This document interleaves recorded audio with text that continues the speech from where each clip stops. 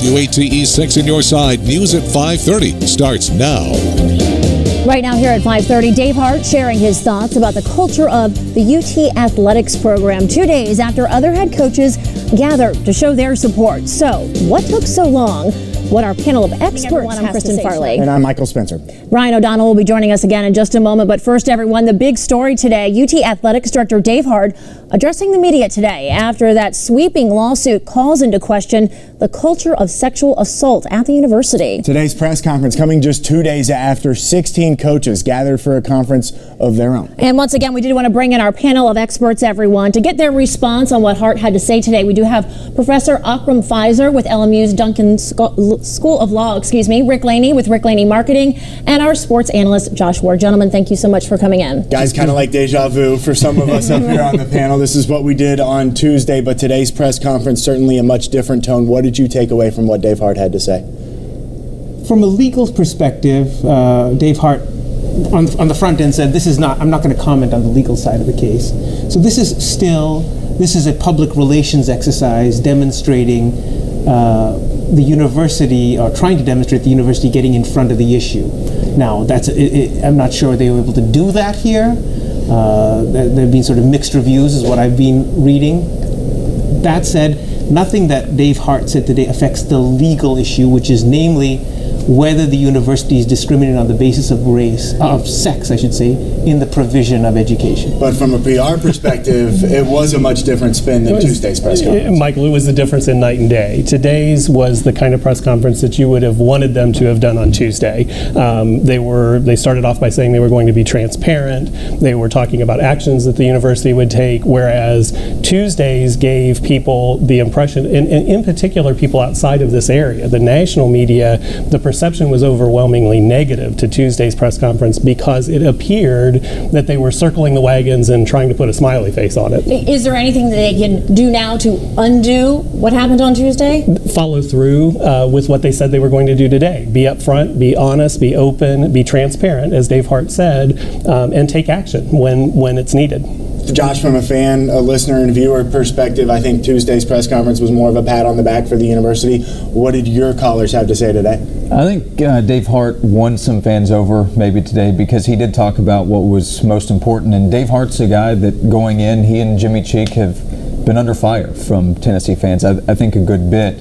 And Rick's right, the message on Tuesday, I think that went well with Tennessee fans as well, but the message wasn't for Tennessee fans, it was for the people around the nation watching what's happening at Tennessee. I think today, leading off the press conference, making the first message about the alleged victims, about what's the most important subject, which is if someone's attacked, that they feel comfortable coming forward. Dave Hart addressed that early, I think that helped. You know, Hart kept talking about how he has so much trust in Coach Butch Jones. How important was that to get out there today, and how do you think that's being received at this point?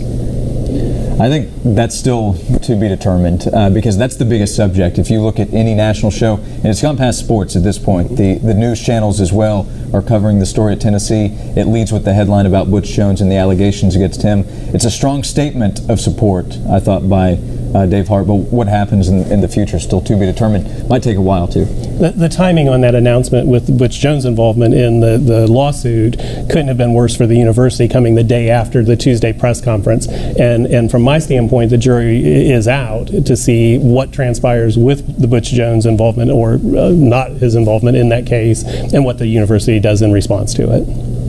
Was Dave Hart's response to the Butch Jones statement from last night, could he have said more from a legal perspective, or was he really kind of had to keep his hands tied behind his back from that regard? The university's attorneys, who are excellent attorneys, which is Neal and Harwell based there in Nashville, what they don't want to have happen is to have a situation where the facts at issue start expanding. What they want to do is circumscribe the facts and then be able to make what's called a dispositive motion on the law going forward, saying that even if everything the plaintiffs are alleging is true, as a matter of law, this is not a Title IX violation. That's what Neal and Harwell are going to want to do going forward. And from a legal perspective also, we're hearing more Jane Does could be added to this lawsuit. As this lawsuit, if it does continue to grow, could that be even more damaging for UT? Is that adding more fuel to the fire?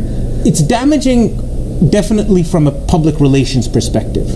And it potentially adds to a narrative that this is a pattern and practice of indifference. That's what the plaintiffs are going to allege. The issue, though, from the university lawyer's perspective is still, as a matter of law, assuming these allegations are true, does this still rise to the level of discrimination on the basis of sex in the provision of higher education? That's going to be their claim, that it does not. Quick answer. Today's presser did more good than harm for Tennessee, and they needed it. Absolutely. I thought today was a win.